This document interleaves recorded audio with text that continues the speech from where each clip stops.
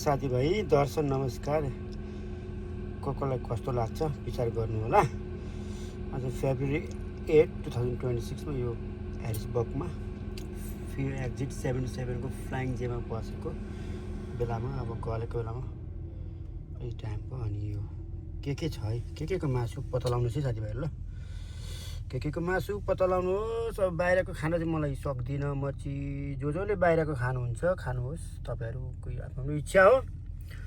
म चाहिँ सक्दिनँ अलिकति बाहिरको, अनि आफै पकाएर खान्छु।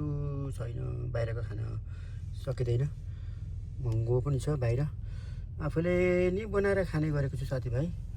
के को मासु हो के हो तपाईँहरूले कमेन्ट गरिदिनु होला। यो के मासु हो, यो के को मासु हो, यो के हो। ल ट्रकिङ लाइनमा यस्तै हुन्छ। ट्रक ड्राइभरहरूको कसैको चाहिँ यो अब यो मेरो 3-4 दिनको सब्जी हो, फ्रिजमा राख्ने हो ठक्कसँगले चिसो पारेर अनि झिक्दै तताउँदै खाँदै अब दिनैपछि त हुँदैन। यो अमेरिका जस्तो ठाउँमा होइन, उनीहरूको पनि खानेकुराहरू 5-6 महिनाको कहिलेदेखि राखेको हुन्छ। उनीहरू झन्, हामीको त 2-4 दिनको त केही हुँदैन। ट्रक ड्राइभर हो, यतिको राख्ने बनाउने खाने तन्दुरुस्त बन्ने साथीभाइहरू।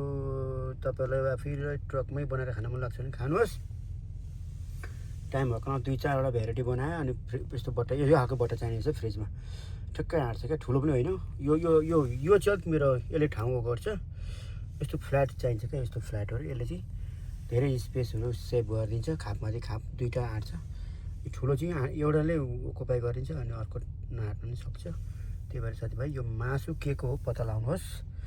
ल के को अचार हो, के को मासु हो, यो के हो अनि यो के को मासु हो पत्ता लगाउनुहोस्। कमेन्ट गर्नुहोस् है साथीभाइहरू। ल खानुहोस्, तन्दुरुस्त गर्नुहोस्। यो हामी ट्रक ड्राइभरहरूको यस्तै छ जिन्दगी साथीभाइहरू। ल अब तपाईँहरूले पनि के गर्नुहुन्छ, खाँदै हुनुहुन्छ कि बजारकै खाँदै हुनुहुन्छ।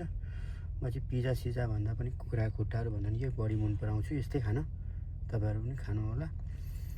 बाहिरको खायो भने खुसी, भित्रको खायो भने खुसी। के को सब्जी हो पत्ता लगाउनुहोस्, कमेन्ट गर्नुहोस्।